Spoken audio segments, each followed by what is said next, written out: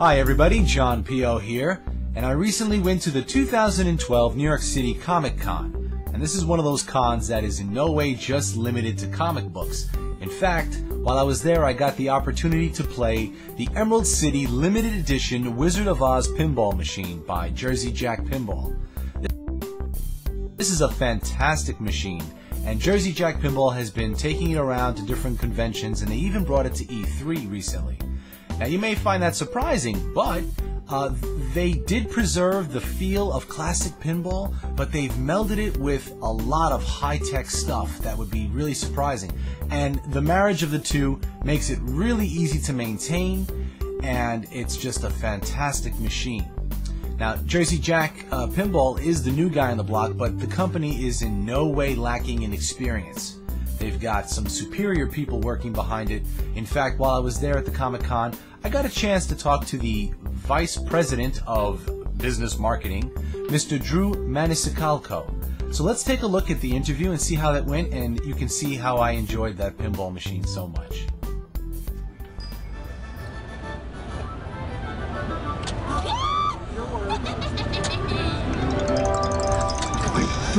Okay, I'm with Drew from Jersey Jack Pinball. How are you, Drew? Fine. Can you tell us a little bit about the fantastic Wizard of Oz game that you developed? Yeah, well, what we did basically, pinball has been the same for the last 30 years. And what we did was we decided if we're going to do it, we're going to do it and change the whole category.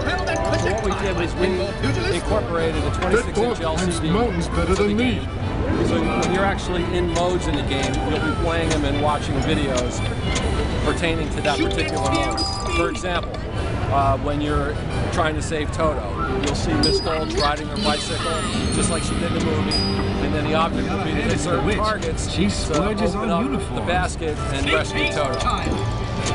I'm going to get the game in there as you speak so that we can see some of the gameplay also. Right. So what we did too is, if you look, what we did was we hired a sculptor to actually mold the trees as you see them on the playfield. We have a melting witch, so when the targets are hit, the witch will melt. We have a house that spins just like in the movie. The object is to make the orbit shot, which will keep the house spinning. And there are certain points for that. In the back here, I don't know if you can see it too well, but we have a flying monkey. So when you shoot your ball over here, the monkey will take it up and he'll put it into the witch's castle. And then the object is to spell rescue. When you spell rescue by hitting the drop targets, the doors will open and you'll rescue the ball. There's also a multi-ball shot where the balls collect under the Munchkin hut, and then you do certain things, spell certain things, and then you'll have multi-ball.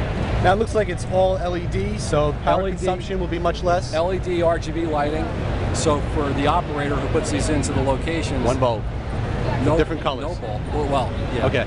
No bulb, no light bulbs, no changing of light bulbs, and that's one of the biggest main maintenance issues that the operators have. Don't I know it? And as a collector, you should know. Yeah, absolutely. So you've got 2 mini play fields on this? 2 mini play fields, 5 flippers, 3, 4, 5. You see slipper flippers. Slipper flippers. Slipper flippers. Did you trademark that? That's awesome. No, we didn't trademark it. Oh, let me just tell you. This is side art, yeah. The cabinet.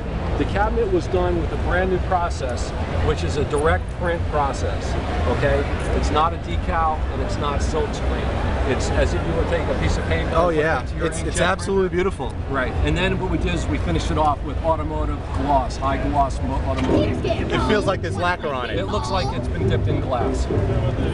Also, another thing, we have our Invisaglass on the machine, so you can see that you don't get that reflection. Okay, the glare has always been a problem, especially with the DMDs. Right. So how do you make the glare less on a glass like this? What we did was we created this, what we call Invisaglass. We have a trademark for it, and it's a special coating that we use on both sides of the glass. And it dramatically changes as a pinball collector. Yeah, right. You can see the difference. Yeah. And I want to just take a look at this topper over here. It's very unique. For the butterflies in my stomach. Laser etched topper. And that also changes colors, I assume? No, it stays the green for the Emerald City. Right. And this is tricked out in the emerald body armor. Very nice, yeah. The original version, or the silver version, we call it. Howdy, lion. So now, You had mentioned that this has already been pre-ordered and sold out. We are going to build 1,000 limited editions. We're sold out. We're taking orders now on the silver or regular. And how would people find you to buy this? You can go to jerseyjackpinball.com. That's the easiest way. This has been a long time in the making. I've been hearing about this for a few years now. Yeah, it's really from, you know, a year and a half when we actually started. We announced the company 2 years ago. However, you know, by the time we started to get people in place, it was about a year and a half to bring it to this point. And we're almost finished. Fantastic. Sure, it's been a pleasure. Yeah, thanks very much. a lot. All right. All right. Hand it to the witch. All right, take it easy, guys. I'm falling apart.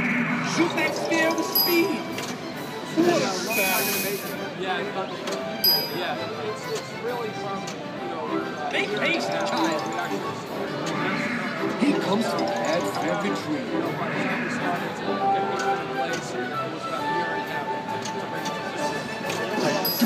Spooks, I do believe in spooks. I do. You gotta hand it to the witch. All right, take it easy, She guys. splurges on uniforms. That's really great. I am so stoked that I got